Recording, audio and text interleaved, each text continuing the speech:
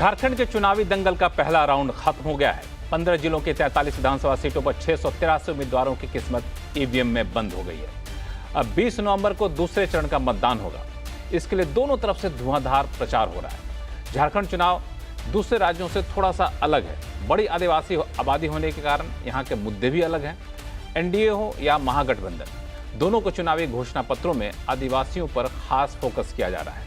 लेकिन दो बड़े मुद्दे जिनकी गूंज पूरे चुनाव में सुनाई दे रही है वह है बांग्लादेशियों की घुसपैठ और यूसीसी सरना बनाम धर्म कोड। झारखंड के चुनाव में किसका पलड़ा भारी है, अब तक क्या दिख रहा है? आज चुनाव अड्डा में इसी पर करेंगे खास चर्चा और हमारे साथ कई सारे खास मेहमान जुड़ रहे हैं।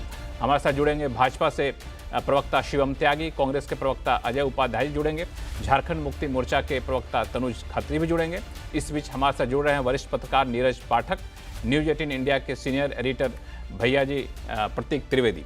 आप सभी का हमारे शो में स्वागत है। सबसे पहले मैं चलूँगा, आज चूंकि पहले चरण का मतदान हुआ है, नीरज पाठक जी के पास। नीरज जी, क्या संकेत मिले, किस तरह के माहौल देखने को मिला पहले चरण के मतदान में वहाँ पे? देखिए, जो सबसे महत्वपूर्ण बात है कि पिछले चुनाव में लगभग 63-64% मतदान हुआ था और ऐसा लग रहा है कि जो शुरुआती संकेत मिले हैं उसके हिसाब से लगभग 65% पोलिंग हुई है, 65%। लेकिन ऐसा लगता है कि कल सवेरे तक ये पूरे आंकड़े शायद सामने आ सकें, तो संभावना ये है कि 67-68% तक पोलिंग हो सकती है। और एक खास बात जो नक्सल प्रभावित और जो जनजाति इलाके, जहां की आज जो 43 सीट्स हैं, 43 सीट वो अधिकांश जो हैं वो ट्राइबल इलाके हैं। तो आप देखें कि गढ़वा, गुमला और इस तरह के जो इलाके हैं, सरायकेला, खरसावां, वहां लगभग 70% के आसपास मतदान की खबरें अब तक आ रही हैं और मुझे आश्चर्य नहीं होगा कि कल तक हम 75% की सूचना सुने। तो ये एक सुगबुगाहट है, ये उत्साह है। झारखंड में हमें बिल्कुल नहीं भूलना चाहिए कि ये 15 नवंबर 2000, आज से ठीक 2 दिन बाद स्थापना दिवस मनाएगा झारखंड। 24 साल होंगे इसकी स्थापना के। और मैं ये स्पष्ट करना चाहूंगा कि राज्य निर्माण के तुरंत बाद नक्सल जो समस्या थी वो काफी बढ़ी और राज्य के 24 में से 18 या 20 जिले काफी बुरी तरह प्रभावित थे। और मुझे याद है कि क्योंकि मैं यहाँ 30 सालों से यहाँ मीडिया में हूँ और काम कर रहा हूँ, मुझे याद है कि जब बिहार की स्थापना के समय, जब ये बिहार से जुड़ा हुआ ये क्षेत्र था, तो ये जब बातचीत होम सेक्रेटरी से हुआ करती थी तो शाम में अक्सर वो कहते थे, क्या आप स्कोर जानना चाहते हैं? मतलब चुनाव की स्थिति कैसी थी, तो कितने लोग मारे गए, 100, 120, ये संख्या मुझे याद आ रही है।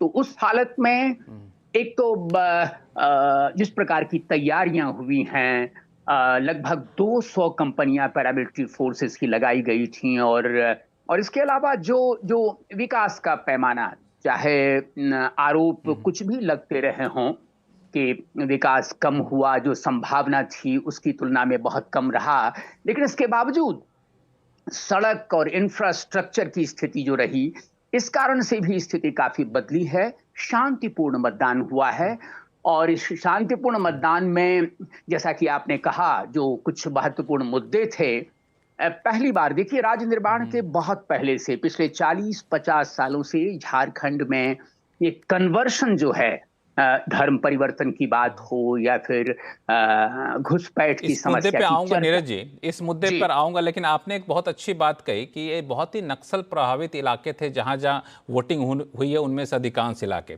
साथ ही साथ इसमें से जितने सीटों पर पहले चरण में वोटिंग हुई, इसमें 20 सीट माना जाता है कि आदिवासी बाहुल्य क्षेत्र है, वहाँ पर आरक्षित सीटें भी हैं।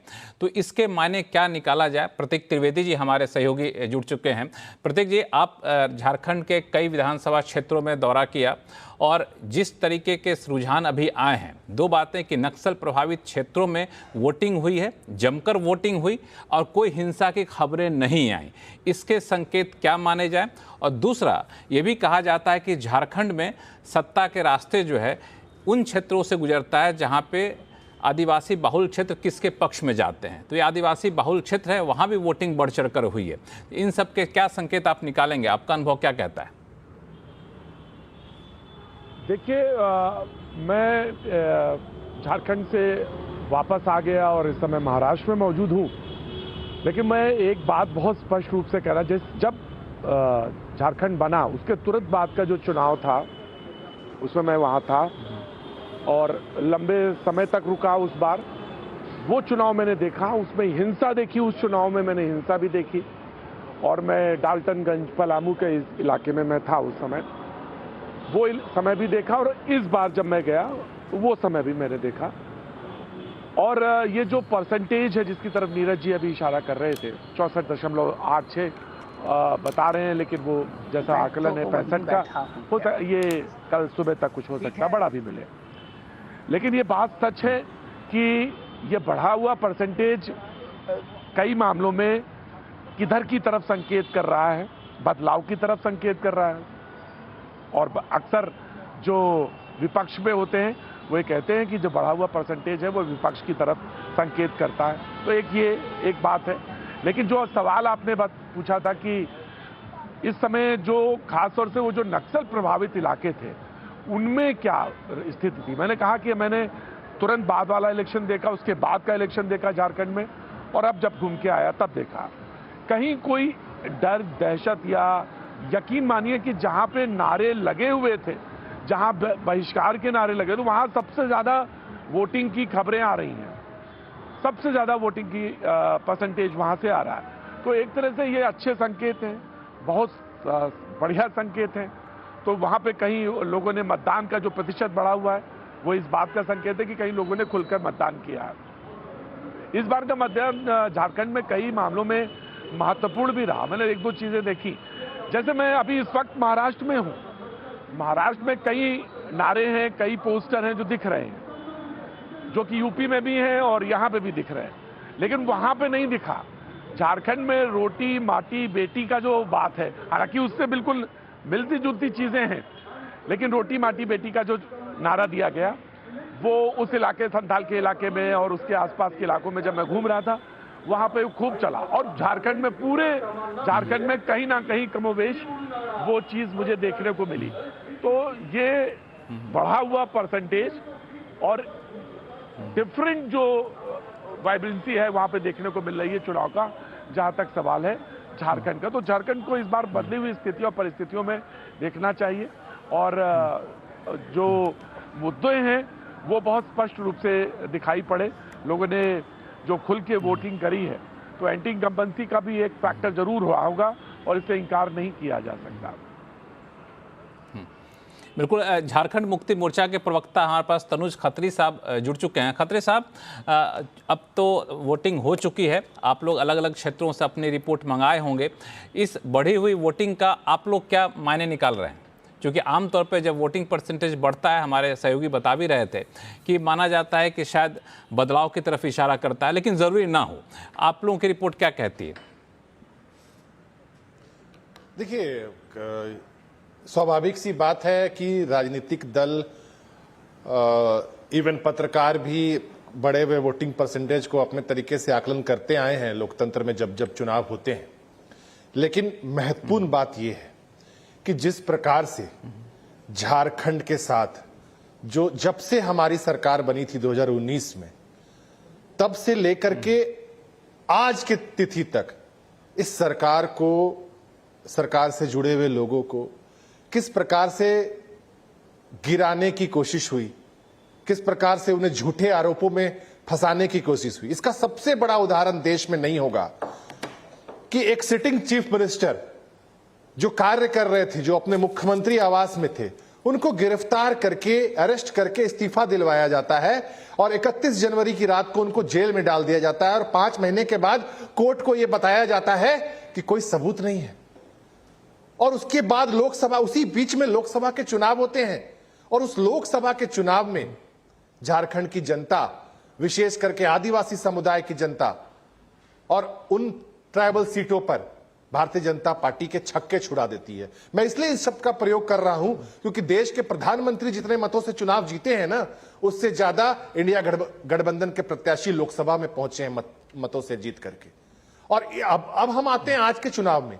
देखिए, पहला चरण जो चुनाव का है, हमारे सोर्सेज से, पार्टी के कार्यकर्ताओं से, पत्रकार मित्रों से, आम लोगों से जो हमें जानकारी मिल रही है, उसमें इंडिया गठबंधन हेमंत सोरेन जी के नेतृत्व में पहले फेज में, चूंकि 43 सीट्स हैं इसमें भी हम बहुमत के करीब करीब पहुंचने का काम करने जा रहे हैं।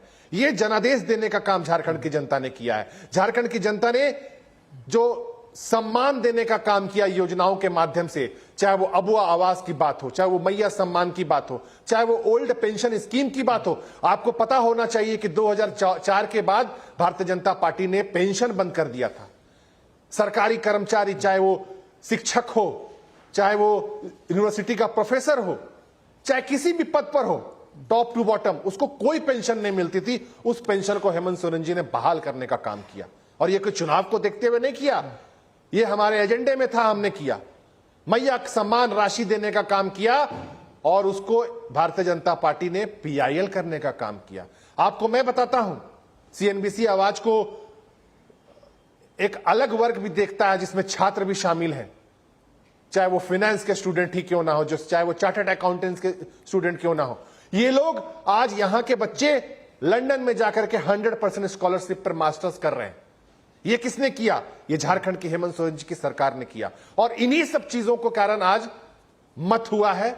और इस मत में मैं एक और चीज ऐड करना चाहूंगा कि जो 5 महीने झूठे आरोपों में हेमंत सोरेन जी को जेल में बंद किया गया, एक नेत्री उभर करके आई जिसको झारखंड की जनता शेरनी का नाम दे रही है, वो है कल्पना सोरेन जी।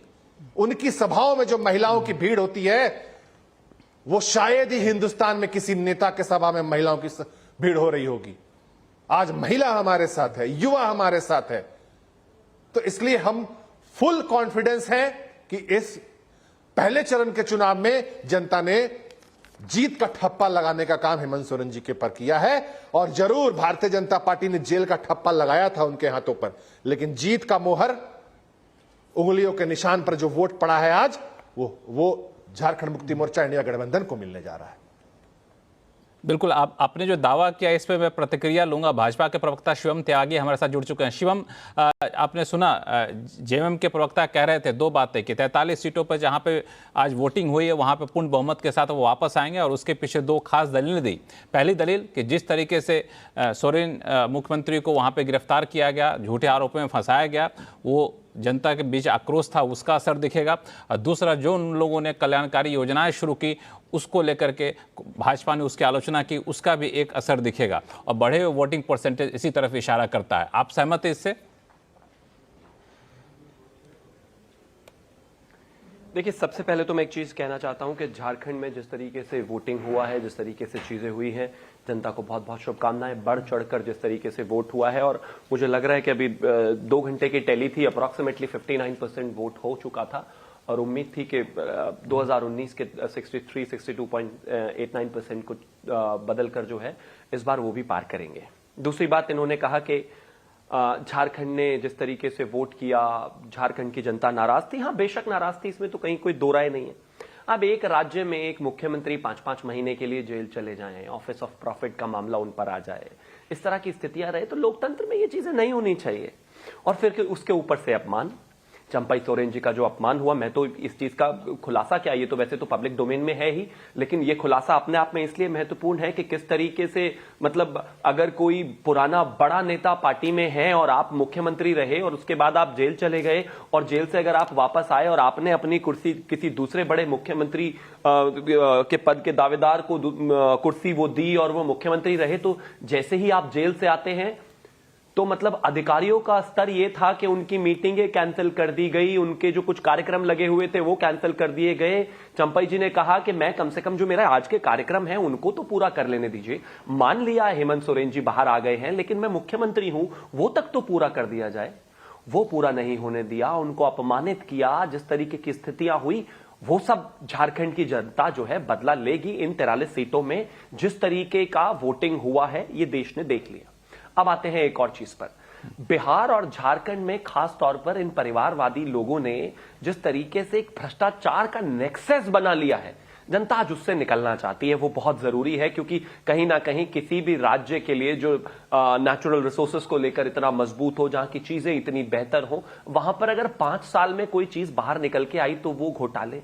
वहां पर अगर कोई मुख्यमंत्री को ही ऑफिस ऑफ प्रॉफिट के मामले में इस तरीके से चीजें निकाल दी जाए, वहां पर अगर इस तरह की चीजें निकले कि लाल डायरी अगर निकली है तो उसमें जो हवाला के ट्रांजैक्शंस हैं वो डायरेक्टली लीड करे चीफ मिनिस्टर तक के लिए। मैं मानता हूं 43 सीटों पर तो वोटिंग हो ही गई है, लेकिन उस वोटिंग का लबोलुआब सिर्फ इतना सा है कि आप देखेंगे जब 23 तारीख को रिजल्ट होंगे और शाम को मैं आपके साथ इसी तरीके से डिबेट कर रहा हूं, तो भारतीय जनता पार्टी झारखंड में भी अपनी सरकार बना चुकी होगी, क्योंकि जो 5 साल का ट्रैक रिकॉर्ड रहा है वो बेहद ही खराब रहा है, बेहद ही बुरा रहा है। और अब जनता से आप इमोशनल लेवल पर जाकर एक कार्ड खेलने की कोशिश कर सकते हैं, लेकिन आजकल के जो जनता है, आजकल के जो लोग हैं, आजकल का जो युवा है, जो नौजवान है, वो इस बात को अच्छे तरीके से समझ सकते हैं कि इस देश में जिस तरीके से भ्रष्टाचार की जड़ को लगातार कुछ परिवारवादी अपनी बपौती समझकर एक राज्य का इस्तेमाल करते हैं और एटीएम कार्ड की तरह जो है एक राज्य का इस्तेमाल करते हैं, वो अब इस देश में और झारखंड में खासतौर पर नहीं चलने वाला है। आने वाले समय में जब रिजल्ट होंगे तो आप देखेंगे कि हम वहां पर जीत कर आएंगे और एक प्रचंड सरकार फिर से हम बनाएंगे उनको हरा कर।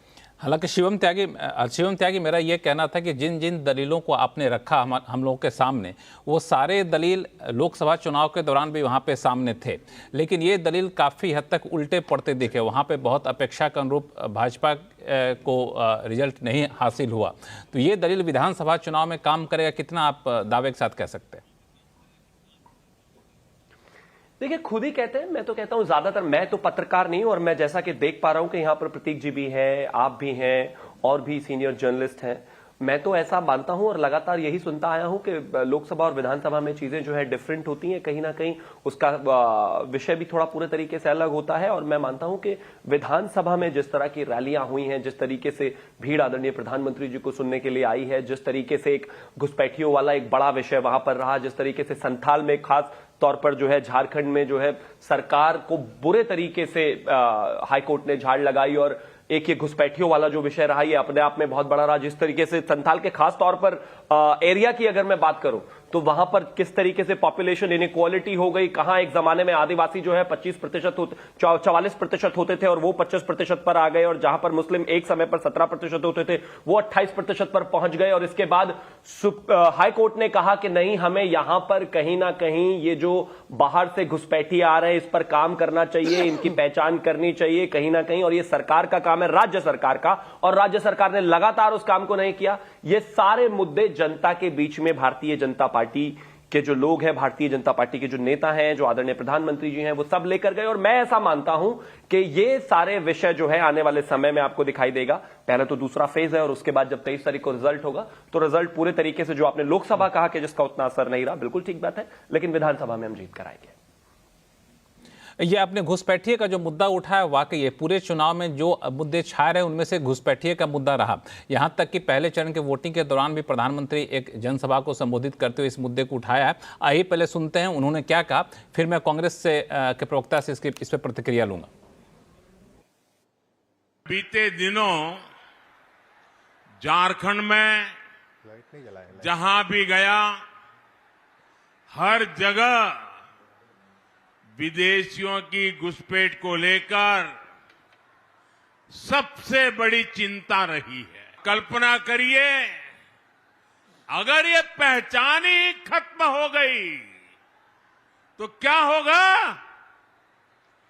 आंकड़े बताते हैं कि संथाल क्षेत्र में आदिवासियों की संख्या करीब करीब आधी रह गई है। अगर ऐसे ही आदिवासी घटते रहे तो क्या होगा? आपकी जल, जंगल, जमीन, हर चीज पर दूसरों का कब्जा हो जाएगा।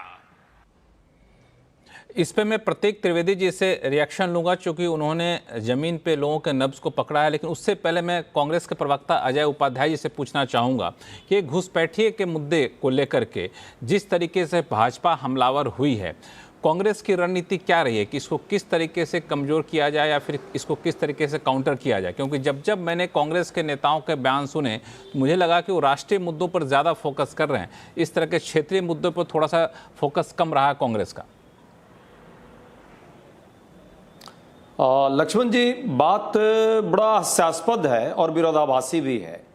प्रधानमंत्री जी स्वयं में बात कह करके अपनी असक्षमता को कहीं ना कहीं प्रदर्शित कर रहे हैं और झारखंड के लोग इनके इस भाषण को सुन करके वाकई हंस रहे होंगे।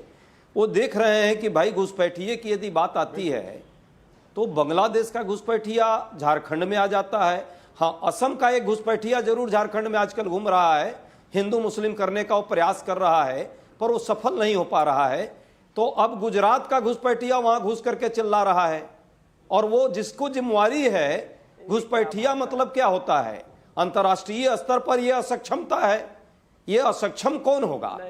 ये प्रधानमंत्री जी स्वयं असक्षम माने जाएंगे यदि विदेशी ताकतें। नहीं, मैं बीच में फिर आ गए। ये देखिए ये आदत कैसी है, ये 10 सेकंड नहीं हुआ। शिवम जी, मैं आपको बोलने का मौका दूंगा। अजय उपाध्याय जी, 10 सेकंड में ये 10 सेकंड नहीं हुआ। देखिए इनकी कैसी तासीर है, बौखलाहट कैसी शुरू हो गई। बौखलाइए मत, बीच में मैं डिस्टर्ब नहीं करता। कोई नहीं बौखला रहा, आप कुछ ऐसा बोल भी नहीं रहे हो गया आपका, बस सिर्फ इतना कह रहा हूं कि तैयार। बीच में मैं नहीं, ये संस्कार मेरा नहीं है। शिवम जी आपके पास आऊंगा मैं। एक बार मैं अजय उपाध्याय जी की बात पूरी कर लेने दीजिए, फिर मैं आपके पास आऊंगा। एक बार अजय उपाध्याय जी को बोलने दिया जाए। अजय उपाध्याय जी बोलिए। संस्कार तो मैं जानता हूँ, नए लोग आए हैं, उनका संस्कार थोड़ा ऊपर नीचे हो गया है। हाँ ठीक है अजय जी, आप अपनी बात को पूरी रखिए, फिर मैं शिवम त्यागी के पास जाऊंगा। समस्या लक्ष्मण जी, घुसपैठिए की समस्या यदि है तो ये देश के लिए सबसे बड़ा चैलेंज का मुद्दा है, और बॉर्डर पर कोई ना कोई असक्षमता इस देश के सरकार की है, समेत प्रधानमंत्री और गृह मंत्री। प्रधानमंत्री जी को पहले गृह मंत्री जी से पूछना चाहिए कि 10 साल से क्या वो झुनझुना बजा रहे हैं, या देश के बॉर्डर पर इतनी बड़ी समस्या कैसे हो गई? इतना घुसपैठिया बंगाल से होते हुए और झारखंड कैसे पहुंच गया? असम में तो मैं समझ रहा हूं, बहुत सारे असम के घुसपैठिए पहुंच गए हैं और वहां हिंदू मुस्लिम कराने का प्रयास कर रहे हैं, लेकिन झारखंड में उनकी दाल नहीं गल रही है। ये जो भावना भड़काने का काम है ना, ये भावना भड़काने के लिए जो है प्रधानमंत्री जी जाने जाते हैं, और ये दिखा दिया उन्होंने अपना चरित्र। देश के प्रधानमंत्री की भाषा देश की राष्ट्रीय अखंडता और सुरक्षा पर कहीं ना कहीं प्रश्न लगा रही है। मुझे इस बात से तरस आती है प्रधानमंत्री पर, और आपत्ति भी मैं दर्ज करता हूं कि ऐसी भाषा प्रधानमंत्री जी को नहीं बोलनी चाहिए, कार्रवाई करनी चाहिए। दूसरी बात, अभी तक लंबी बातें करते रहे हमारे भाजपा प्रवक्ता, मैं तो बीच में रोकता नहीं टोकता नहीं, पर उनको यह बात जरूर समझनी चाहिए, अपने मुद्दे तो गिना देते, विकास के मुद्दे। आप तो सिर्फ सोरेन जी पर कि उनको जेल में डाला, बड़े छाती पीट रहे हैं। एक आदिवासी मुख्यमंत्री को बिना किसी कारण के 5 महीने बाद वो जेल से बाहर उनको आना पड़ा। इस पर छाती पीटने से आदिवासी समाज आप पे प्रसन्न नहीं हो रहा है। आदिवासी समाज आपको, आपके इस चरित्र को देख रहा है कि प्रधानमंत्री जी समेत देश के मुखिया जो है क्या कर रहे थे, एक आदिवासी के बेटा को किस तरह से बंधक बनाने का और उसकी छवि बिगाड़ने का काम कर रहे थे। उसका नतीजा जो है, झारखंड की जनता जो है इस बार जल जंगल जमीन की बात कर रहे थे प्रधानमंत्री जी। अरे भाई, आप देश के मुखिया हैं, आपके रहते यदि जल जंगल जमीन पर कोई और कब्जा कर रहा है तो लानत है। आपको तो प्रधानमंत्री का पद छोड़ देना चाहिए। हाँ, जरूर वहां कब्जा करने का प्रयास प्रधानमंत्री जी के 2 मित्र करने का प्रयास कर रहे हैं, और उसके विरुद्ध में एक आवाज आंदोलन वहां खड़ा है। आदिवासियों की कहीं ना कहीं हक और हुकूक की बात आती है, उनकी संस्कृति और जातीय अस्मिता की बात आती है, तो महागठबंधन के साथ ही हम सब लोग खड़े हैं, चाहे उसके लिए हमें अपनी जान की बाजी लगानी पड़े। बात आती है वहां के लोगों के उत्थान की। शिवम त्यागी, इन्होंने दो मुद्दे उठाए कि घुसपैठिया तो किसी अपने राज्यों से नहीं होता है, ये दूसरे देशों से आता है। लक्ष्मण जी, एक मिनट आपके पास फिर से आऊंगा, अजय उपाध्याय जी, फिर से आपके पास आऊंगा। जो आपने दो मुद्दे उठाए हैं, मुझे मौका नहीं दिया, मेरे साथ न्याय कर दीजिए, मुझे मौका नहीं दिया, बीच में उन्होंने डिस्टर्ब भी किया, आप भी मत करें। दो लक्ष्मण जी, थोड़ी देर में ज्यादा लंबा बोलता भी नहीं हूं। हमारा वहां सकारात्मक एजेंडा है, हमने 7 गारंटियां दी हैं इंडिया गठबंधन के साथियों ने। हम ईमानदारी से आदिवासियों के भाषा, इतिहास, साहित्य, कला के संरक्षण के लिए, उनके शिक्षा और स्वास्थ्य के विकास के लिए, उनकी जातीय अस्मिता की रक्षा और सर्व समाज के हित में कोई टकराहट आपस में ना आए, सबको एक साथ रहकर सर्वधर्म समभाव की परिकल्पना को आगे बढ़ाने का काम कर रहे हैं। भाजपा वहां बांटने और काटने की राजनीति शुरू से ही शुरू की और उसका नतीजा लोकसभा में भी मिला है, आने वाले समय में विधानसभा में भी दिखेगा। अंतिम बात, कांग्रेस पार्टी समेत महागठबंधन के साथी ईमानदारी से भाजपा के जो पाप धो योजना चलाने वाले और छवि बिगाड़ने वाले जो योजना वो चला रहे हैं, उसके विरुद्ध जनता के बीच हम जाकर के सकारात्मक मुद्दों के साथ अपनी आवाज को उठाया है। जो 43 सीटों पर चुनाव आज हुआ और जिस तरह से हमें जन समर्थन मिल रहा है, 2/3 बहुमत के साथ 23 तारीख को आपके साथ में चैनल में जरूर बैठूंगा और जनता के आशीर्वाद से वहां फिर से सोरेन जी के नेतृत्व में सरकार बनेगी और वहां के लोगों का कल्याण, एमएसपी का जो हमने वादा किया है, किसानों के उत्थान की जो बात की है, आदिवासियों के और जनजातीय कल्याण की जो बात की है, इन सारे मुद्दों को, यहां तक कि जो खतियानी जमीन की बात है, मैया योजना की बात है, स्वरोजगार और बेरोजगारी भत्ता की बात है, लोगों को रोजगार देने और युवाओं के भविष्य को सुधारने की जो बात है, उन सब पर अक्षरता जय उपाध्याय जी, शो 1 घंटे का होता है, बाकी मुद्दे भी कहने के मौके मिलेंगे आपको। इसको बीच में थोड़ा सा रुकिए, फिर बाद में आपके पास आऊंगा। शिवम त्यागी, एक मुद्दा काफी महत्वपूर्ण तकनीकी तौर पर राष्ट्रीय सीमाओं की रक्षा का अधिकार जो है, क्षेत्राधिकार, वो आता है केंद्र सरकार के तहत। केंद्र सरकार में भाजपा की सरकार है, ऐसे में घुसपैठियों को लेकर के झारखंड की राज्य सरकार को जिम्मेदार ठहराना कितना सही है? कांग्रेस का आरोप है कि ये आरोप गलत है। देखिए, सबसे पहले मैं एक चीज कहना चाहता हूं, जहां तक खास तौर पर घुसपैठियों का विषय है, घुसपैठियों को लेकर चाहे वो इंडिया अलायंस की किसी भी सरकार का विषय रहा हो, चाहे वो ममता बनर्जी की सरकार का विषय रहा हो, चाहे वो कांग्रेस का विषय रहा हो, इनका स्वर इतना लचीला क्यों है? जिस तरीके से हमारी बॉर्डर जो है लगातार बांग्लादेश से लगी हुई है और जो स्थितियां वहां पर बनी हैं, अभी पिछले दिनों लोकसभा में 2013 का बयान है, खास तौर पर अगर हम बात करें दिल्ली की ही, तो उस समय के बता रहा हूं आपको, 2.5 लाख घुसपैठिए ऑलरेडी देश में हैं। ये इनके समय के इनके मंत्री का बयान है। अब आप मुझे एक चीज बताइए, सरकार अगर कोई रचनात्मक कदम उठाना चाहती है या घुसपैठियों को बाहर फेंकना चाहती है या देश से बाहर करना चाहती है, तो किसी राज्य को इस पर क्या परेशानी होगी? मैं फिर से आपको संथाल लेकर जाना चाहता हूं। संथाल के विषय में जब हाईकोर्ट ने कहा कि प्रथम दृष्टया घुसपैठिए को चिन्हित करने का जो काम है वो राज्य सरकार का है, राज्य सरकार केंद्र सरकार से मिलकर, एमएचए से मिलकर एक कोऑर्डिनेशन कमेटी बनाए, उस कमेटी में फिर यह तय करे कि उन घुसपैठियों को किस तरीके से चिन्हित किया जाए। हेमंत सोरेन सरकार की तरफ से आज तक कोई पहल ही नहीं हुई है। आप घुसपैठियों को लेकर इतना ज्यादा डिफेंसिव क्यों है? आज अगर जो है सीमा सुरक्षा बल कहती है कि हम अपनी टेरिटरी को बढ़ाकर 50 किलोमीटर तक करते हैं, तो उस पर इतना हंगामा क्यों हो जाता है? क्यों घुसपैठियों को लेकर दिल्ली में खास तौर पर आम आदमी पार्टी के एक विधायक ये कहते हैं कि ये कहां जाएंगे, ये टेंट में नहीं रहेंगे तो ये कहां जाएंगे? इनको तो 2,500-3,000 हजार रुपए मैं देता हूं और रखने के लिए सारी व्यवस्था की है, अगर इनको यहां से उजाड़ देंगे कहीं तो इनको घर चाहिए ही चाहिए। अगर इस तरह का रवैया आपका घुसपैठियों के लिए रहेगा तो इस देश में, खास तौर पर झारखंड में, जिस तरीके से पॉपुलेशन इनइक्वालिटी है, जनसंख्या असमानता है, वो कहां तक पहुंच जाएगी? और आप क्यों सपोर्ट करते हैं? मैं तो कहता हूं कि ये नेशनल सिक्योरिटी का विषय है, इसमें राज्य और केंद्र ना करके दोनों मिलकर मोर्चा क्यों घुसपैठियों को इतना सपोर्ट करती है? देखिए, पिछले कुछ मिनट से जो विषय पर आप सब चर्चा कर रहे हैं, वो विषय को समझना होगा। वो विषय पूर्ण रूप से भारतीय जनता पार्टी द्वारा शासित केंद्र की सत्ता की है, उसकी जवाबदेही देश के गृह मंत्री अमित शाह जी की है। और ये मैं और झारखंड मुक्ति मोर्चा नहीं कह रहे हैं, कल सुप्रीम कोर्ट ने यह बात कही है और केंद्र से नोटिस मांगा है।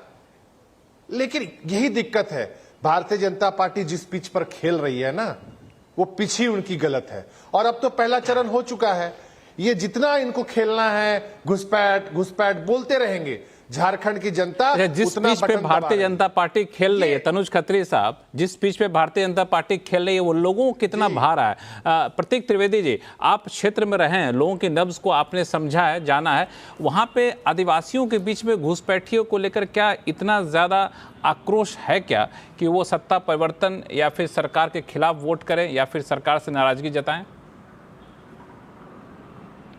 लक्ष्मण जी देखिए, मैं मानता हूं हरियाणा के चुनाव जो हैं वो कई मामलों में बड़े महत्वपूर्ण थे, तो नब्ज वाली बात तो मैं अब बहुत कहता नहीं हूं, क्योंकि हरियाणा के चुनाव ने सबको बहुत सारी चीजें बताई हैं, इसलिए मैं बहुत ज्यादा कोई दावा नहीं करता। अब हाँ, ये बात जरूर है कि कोलान के 14 सीटों पे मैं घूम रहा था, संथाल के इलाकों में मैं थोड़ा था, डाल्टनगंज इस बार नहीं जा पाया।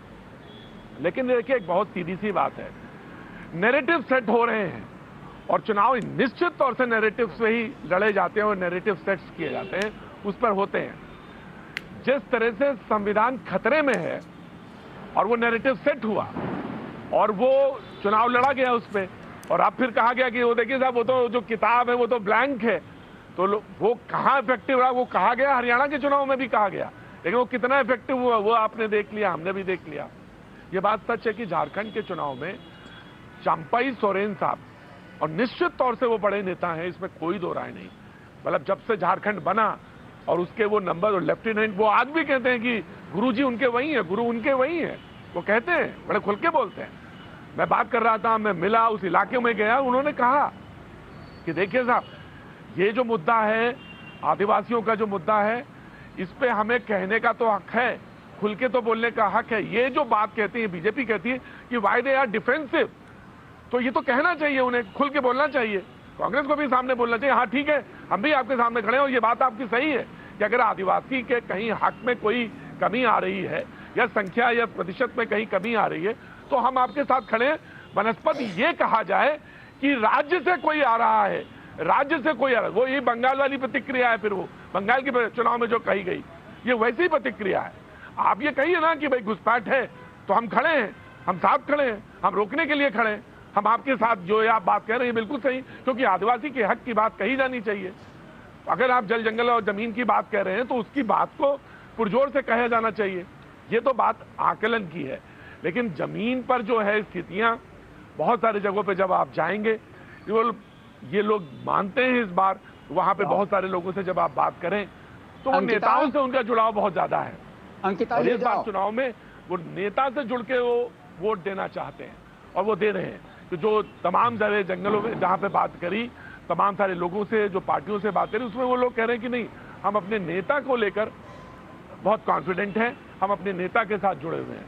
तो निश्चित तौर से ये इस बार के चुनाव झारखंड में जेएमएम को और ये मुद्दे जो हैं इसका सामना करना पड़ रहा है, और ये जो एंटी इनकम्बेंसी है, थोड़ा सा मुझे लगता है कि उसका उन्हें इस बार नुकसान होने वाला है, या नुकसान हो सकता है कहना चाहिए, क्योंकि अभी तो पहला ही चरण है, तो निश्चित तौर से ये नहीं कहा जाना चाहिए। लेकिन हाँ, ये वो थोड़ा सा इस बात को देख रहे हैं। जी नीरज पाठक जी, दरअसल वहां पे कई स्थानीय लोगों से बातचीत हुई तो उनका मॉडरेट हो गई नहीं, प्रत्येक जी यहाँ पे अलग अलग राज्यों में जाते हैं तो खासियत ये है कि अलग अलग राज्यों में जाके जो अनुभव होता है उसका एक तुलनात्मक अध्ययन करते हैं, इसीलिए हमने उनको रिक्वेस्ट किया, महाराष्ट्र में बिजी थे तब भी हमारे शो में जुड़े। पता है मुझे, मेरे तो बड़े भाई हैं, मैं तो बहुत अच्छे तरीके से जानता हूं, हजारों शोज उनके साथ किए हैं, लेकिन यही कह रहा हूं कि हरियाणा के नतीजों के बाद प्रतीक जी भी खुलकर बोल नहीं रहे हैं, ऐसा नहीं है, बोल दीजिए खुलकर। नहीं, हमारे साथ नीरज पाठक जी जो वहाँ पे प्रभात खबर में हैं, संपादक हैं, जो वहाँ पे अभी हैं। नीरज पाठक जी, मैं आपसे ये जानना चाह रहा था कि कई लोगों का ये कहना है घुसपैठिए की समस्या है, बाहर के लोग आकर बसे हैं, लेकिन दिक्कत ये है कि जो लोग घुसपैठिए की समस्या को चुनाव में हवा दे रहे हैं, चुनाव में मुद्दा उठा रहे हैं, वो लोग लगातार 5 साल तक उनके साथ नहीं रहे।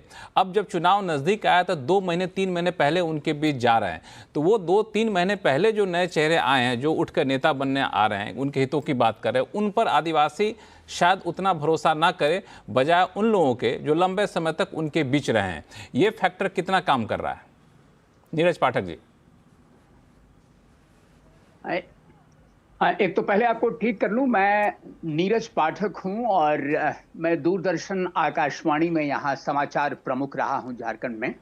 है तो आपका प्रश्न जो है, देखिए ऐसा है, इस बात को समझने की जरूरत है। मैं तो कोई राजनीतिक व्यक्ति हूं नहीं, और जो तथ्य है उसी पर मैं आपका ध्यान आकृष्ट करना चाहूंगा, आपके श्रोताओं का भी।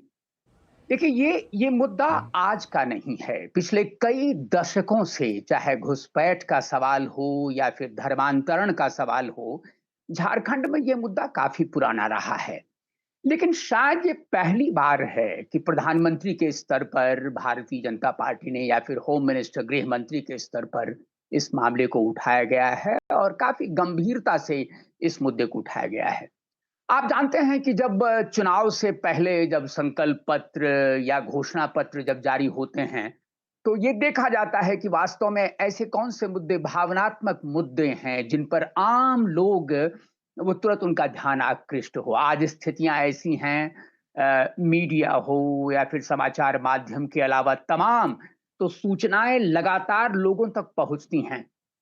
लेकिन पिछले 30 साल से मैं झारखंड में हूं, ये स्वीकार करना चाहिए कि अलग अलग क्षेत्रों में, जनजातीय इलाकों में भले ही ये इस मुद्दे पर बातचीत होती रही हो, लेकिन कभी भी ऐसा नहीं रहा कि आंदोलन का स्वरूप इस पर आया हो। आप सरकार की ही अगर पिछले 10 साल की बात करें, तो 2014 से 19 तक जो यहाँ सरकार थी, वो भारतीय जनता पार्टी के नेतृत्व की सरकार थी। उसके बाद की सरकार यूपीए की थी। आज आपके सामने इंडिया ब्लॉक है। एक दुर्भाग्यपूर्ण स्थिति मैं बिल्कुल ये कहूंगा कि आज भी, देखिए, झारखंड शायद देश का पहला राज्य है जिसका निर्माण 7 दशकों के आंदोलन के बाद हुआ, और इसकी जो एस्पिरेशंस थी, इसकी जो संभावनाएं थी, वो बिल्कुल, मतलब ये जब राज्य का निर्माण 2000 में हुआ था, 15 नवंबर 2000 को, उस वक्त ऐसा लग रहा था कि शायद राज्य निर्माण के बाद इसकी तुलना बेंगलोर से होगी, मतलब कर्नाटक, तमिलनाडु, क्योंकि जो रिसोर्सेस थे, आज भी लगभग 37 से 38% जो मिनरल रिसोर्सेस हैं, खनिज हैं, वो झारखंड में हैं। लेकिन इसके बावजूद राज्य में इंफ्रास्ट्रक्चर का जिस तरह से विकास होना चाहिए था, या फिर उद्योगों का भी, आप हाल के वर्षों की ही बात लें, तो उसका वो अपेक्षित विकास नहीं हो पाया। और ये एक आश्चर्यजनक बात है कि ये मुद्दे आज उतनी गहराई से, कोई भी राजनीतिक दल हो, कोई भी गठबंधन हो, ये स्थिति बहुत अच्छी नहीं कही जा सकती। हालांकि एक बात मैं स्पष्ट कर दूं, मैं देख रहा था अभी 1-2 दिनों से कि पिछले 10 सालों में अगर हम देखें कि आर्थिक प्रगति का मुद्दा जहां तक है, इंफ्रास्ट्रक्चर के विकास का मुद्दा है, तो चाहे सरकार एनडीए की रही हो, यूपीए की रही हो, विकास हुआ है। उसकी गति कम हुई है, जो संभावनाएं थी वो नहीं हो पाई है, लेकिन इस बात में कोई शक नहीं है कि दोनों ही सरकारों में पिछले 10 वर्षों में विकास हुआ है। जहां तक भ्रष्टाचार की बात है, जो 2 महत्वपूर्ण मुद्दे इस बार चुनाव के भारतीय जनता पार्टी ने उठाए हैं, उनमें आपको धर्मांतरण तो है ही, इसके अलावा घुसपैठ तो है ही, लेकिन इसके अलावा भ्रष्टाचार एक बड़ा मुद्दा है। लेकिन अगर आम लोगों से आप बातचीत करें या फिर बौद्धिक लोगों से बात करें, जो फाइनेंशियल एक्सपर्ट्स हैं उसकी बात करें, तो इस स्थिति से इनकार करना मुश्किल होगा कि जो लक्ष्य था कि भ्रष्टाचार से थोड़ी मुक्ति मिलेगी नए राज्य के निर्माण के बाद, संभवतः पिछले 24 साल से जो मैं देख रहा हूं, वो संदेह के परे नहीं है। इसको स्वीकार करना चाहिए। बिल्कुल, आपने वही मुद्दा उठाया है जिस मुद्दे पर मैं आना चाह भी रहा था, लेकिन फिलहाल वक्त है छोटे से ब्रेक का।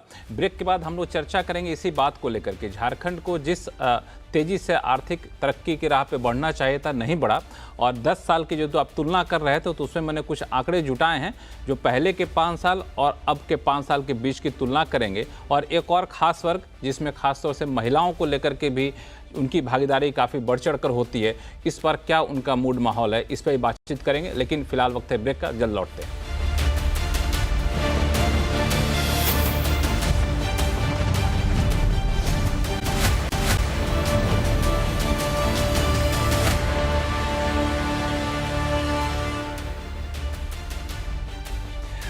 तनुज खत्री साहब के पास सीधे जाऊंगा, क्योंकि हम लोग ब्रेक पे जाने से पहले चर्चा ये कर रहे थे कि झारखंड में आर्थिक तरक्की उतनी तेज क्यों नहीं हो रही है जितनी तेज की अपेक्षा की गई थी, और मुद्दा ये था चूंकि पहले चरण का मतदान हो चुका है, लोगों के मूड माहौल क्या है, इसमें आर्थिक तरक्की भी एक मुद्दा होता है। तो तनुज खत्री साहब, जो मैं आंकड़े देखा था उससे मैंने पहले के 5 साल और फिर आखिर के 5 साल की मैंने तुलना की, तो मैंने देखा कि आखिर के 5 साल में स्थिति थोड़ी सी कमज़ोर हुई है। 1-2 आंकड़े आपके सामने रखता हूं, फिर मैं आपकी प्रतिक्रिया चाहूँगा कि 2014 से लेके 2019 तक ग्रॉस स्टेट डोमेस्टिक प्रोडक्ट यानी GSDP जो है वो 38% बढ़ा था, 38%। लेकिन पिछले 5 साल में जब आपकी सरकार रही तो वो सिर्फ 21% बढ़ा। पर कैपिटा इनकम प्रति व्यक्ति आय उस टाइम जहाँ 51% बढ़ा था, अब 34% बढ़ा। ठीक है, कुछ वजह रही होगी, लेकिन इन सब के बावजूद जन कल्याणकारी योजनाओं पे खर्च की घोषणा करने में, वादे करने में कोई भी सरकार पीछे नहीं रही है, ये जानते हुए भी कि राज्य के ऊपर जो है फाइनेंशियल लायबिलिटी काफ़ी ज़्यादा बढ़ती जा रही है दिनों दिन। आखिर क्या वजह है कि सिर्फ वोट लेने के लिए बड़े बड़े वादे करने, बड़े लोक कल्याणकारी योजनाओं पर खर्च कर देना, या फिर कोई सस्टेनेबल स्थायी कोई ऐसा फॉर्मूला खोजना जिससे वाकई राज्य की प्रगति हो, जिस पर हर कोई भागीदार हो, इस पर क्यों नहीं हम सोचते हैं? देखिए, झारखंड जो है वो खनिज संसाधनों से भरा हुआ प्रदेश है। ये हृदय स्थली है खनिज की। आयरन ओर से लेकर के सोना तक है झारखंड में, सिर्फ कोयला नहीं है। लेकिन झारखंड ये जरूर ये सब चीजों का उपार्जन करता है, सृजन करता है, और पूरे देश रोशन होता है झारखंड के कोयले से। लेकिन झारखंड को मिलता कुछ नहीं है। जब झारखंड अपना बकाया मांगता है 1,36,000 करोड़ का या उससे भी कहीं ज्यादा, और जब सुप्रीम कोर्ट ने भी कह दिया कि यह पैसा उन राज्यों को, विशेष करके झारखंड जैसे राज्यों को मिलना चाहिए, इस पर आज तक 10 सालों में भारतीय जनता पार्टी की सरकार ने कुछ नहीं कहा। दोहन करने तो वो यहां आते हैं, यहां के कानूनों को बदलाव करने की बात कही। और मैं आपको बता रहा हूं एक बहुत महत्वपूर्ण बात, रोटी बेटी और माटी की बात करने वाली भारतीय जनता पार्टी आज रोटी, झारखंड खनिज दे रहा है पूरे देश को, लेकिन झारखंड की रोटी छीनी जा रही है। माटी, CNT, SPT और भूमि अधिग्रहण बिल जिसके साथ छेड़छाड़ करने का काम भारतीय जनता पार्टी की सरकार ने किया 2016 के अंदर में।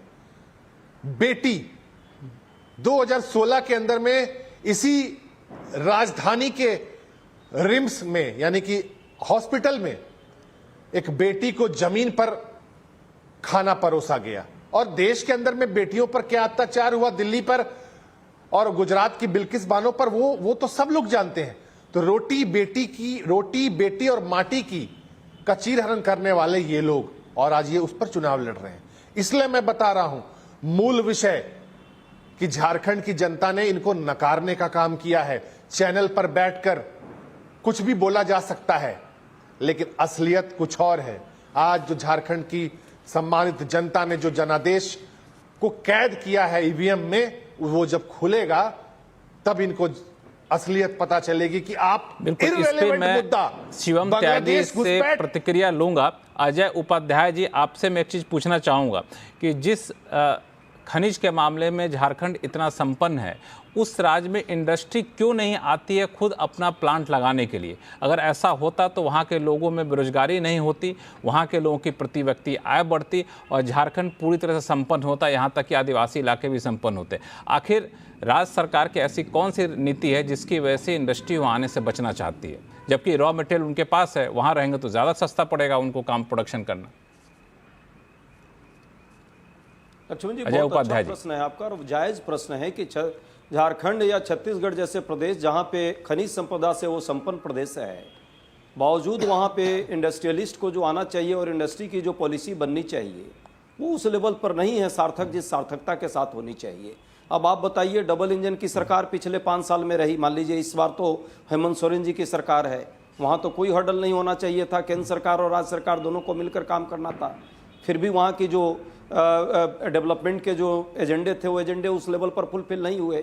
आपने एक डेटा जरूर दिखाया है 19 के बाद का डेटा, आपको भी पता है 2.5 से 3 साल तक किस तरह कोरोना के काल में सभी राज्यों को गुजरना पड़ा और केंद्र सरकार की जो राज्य के विरोधी रवैया रही, जो विरोधी दल के जो शासित राज्य हैं, बावजूद यदि वो 24% का वहाँ ग्रोथ दिख रहा है तो आप देख लीजिए कि महाराष्ट्र में जो पिछले 2.5 साल में क्या हाल हुआ है, जो 10वें नंबर पर पहुंच गया, दूसरे नंबर का राज्य जो 2.5 साल में महाराष्ट्र का हाल है, और ये जो है कहाँ पहुंचा, ये एटलीस्ट मेहनत करके इन लोगों ने अपने रिसोर्सेज से डेवलप करने का प्रयास किया, जो उनका हक था। जीएसटी का जो पैसा है अभी भी बकाया है और मुझे याद है हेमंत सोरेन साहब जेल जाने से पहले कई बार दिल्ली आकर के आर्गू करते थे, प्रयास करते थे, अनुरोध करते थे, अनुनय विनय करते थे प्रधानमंत्री जी और समेत नीति आयोग के लोगों से कि भाई मेरा पैसा लौटा दो।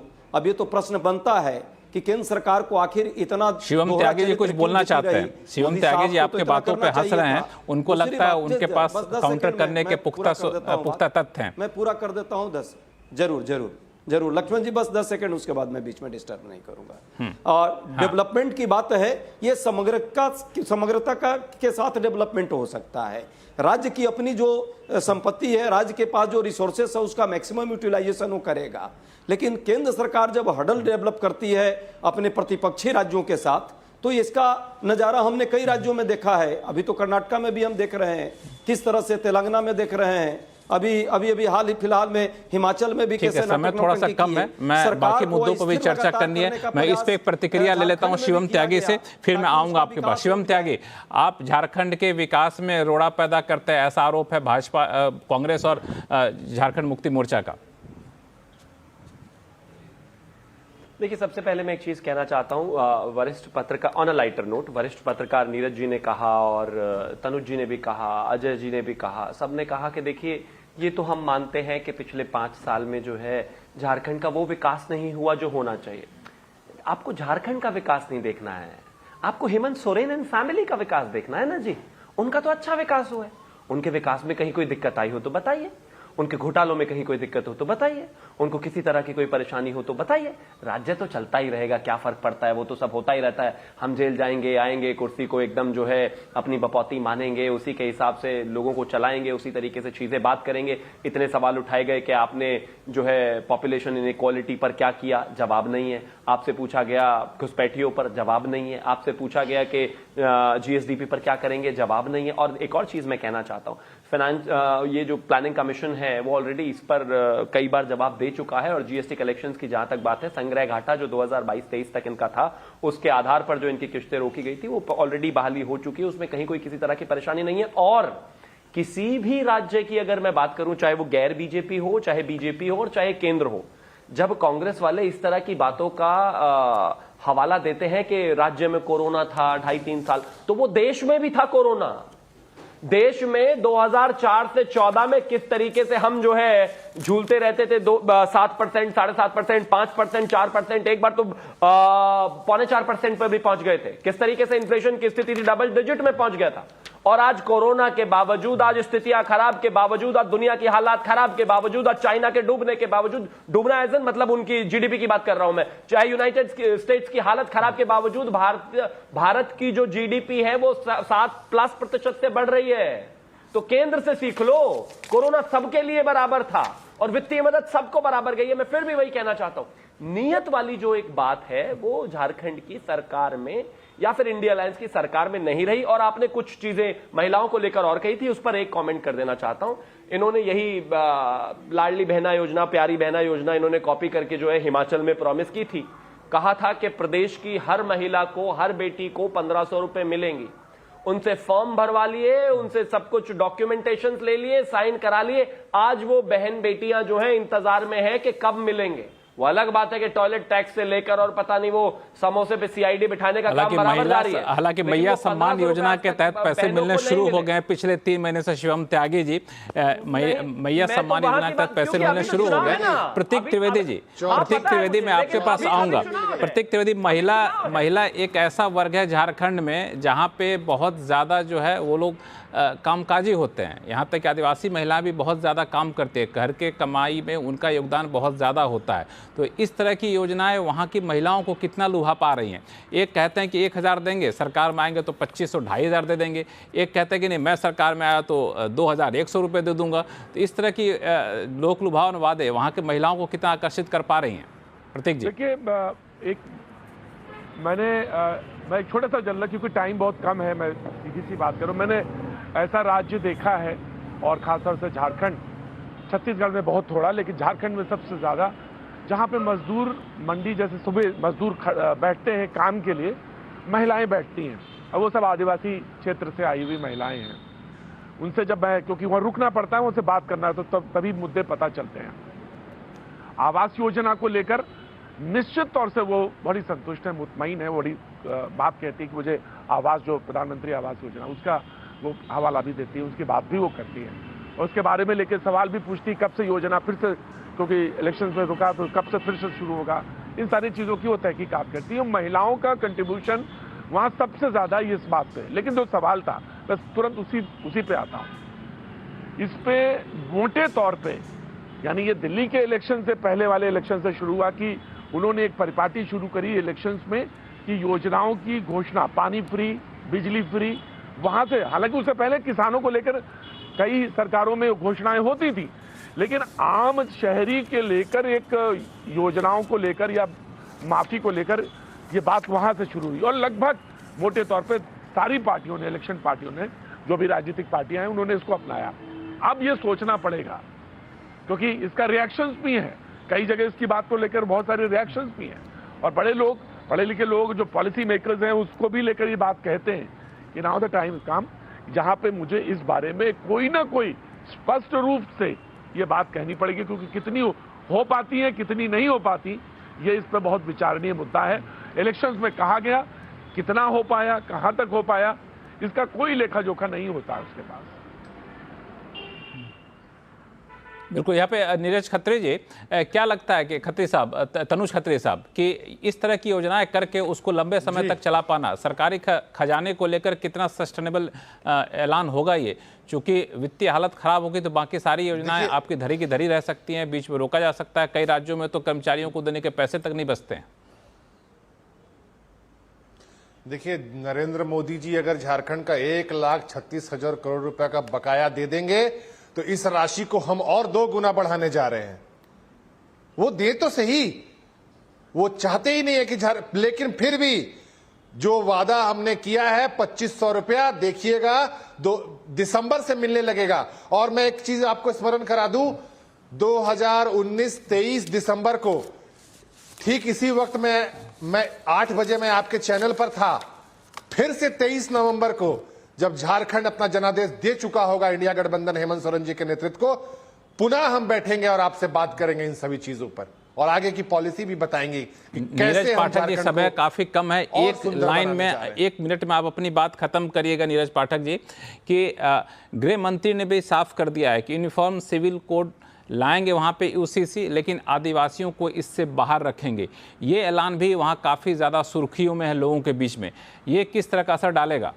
नीरज पाठक जी, देखिए, झारखंड में ये मुद्दा महत्वपूर्ण नहीं रहा है, क्योंकि सबसे बड़ी समस्या है आपकी लिटरेसी के मामले को। यहाँ आप जरा देखें, झारखंड में लिटरेसी और फिर जनजातीय आबादियों, जितनी भी आबादी यहाँ है, तो उसमें वो कागजात और वो सारी चीज़ें, इतनी लंबी समस्या, भले ही वो चुनाव से पूर्व इसको लिया गया हो, लेकिन मुझे जो लग रहा है और जो चीजें सामने आई हैं, वो लोगों के अंदर ये बात यूसीसी का मुद्दा कोई महत्वपूर्ण तरीके से उठा हो या किसी भी महत्वपूर्ण नेता ने उठाया हो, ऐसा लगता नहीं है। लेकिन एक बात मैं आखिरी बात में कहना चाहूंगा, चूंकि वित्तीय व्यवस्था थी, मैं बिल्कुल 1 मिनट में अपनी बात खत्म करूंगा। देखिए, ऐसा है, समय आ गया है। ये बहुत गंभीर सवाल आपने उठाया था और मैं स्पष्ट रूप से कहना चाहूंगा, और प्रधानमंत्री तक ने रेवड़ी बांटे जाने की पर काफी चर्चा की थी। लगातार वो सुप्रीम कोर्ट तक मुद्दा गया है। मैं एक बात स्पष्ट कर दूं, फिस्कल डेफिसिट पिछले 10 सालों में 2000 करोड़ सालाना से बढ़ करके 15,000 करोड़ रुपया हो गया है सालाना। बिल्कुल, आप जो मुद्दा कहना चाहते हैं वाकई काफी गंभीर है। चूंकि शो का समय खत्म हो रहा है, मैं आपको यहीं रोकूंगा, इसके लिए माफी चाहूंगा। और आप सभी मेहमानों का बहुत बहुत धन्यवाद हमारे शो में जुड़ने के लिए। तो लेकिन कई सारे मुद्दे आप लोगों ने उठाए। मैं उम्मीद करता हूं कि जब जनता वोट करेगी तो इन सारे मुद्दों का यहाँ पे ख्याल रखेगी, और फिर जब रिजल्ट आएगा तो उस पर हम लोग चर्चा करेंगे कि ये मुद्दे किस तरीके से हावी रहे और किसके दांव ज़्यादा कामयाब रहे। तो झारखंड के चुनाव को लेकर के अगले चरण का इंतजार रहेगा, फिर उसके बाद रिजल्ट इंतजार रहेगा। और आवाज़ अड्डा में फिलहाल इतना ही। देखते रहिए CNBC आवाज़। नमस्कार।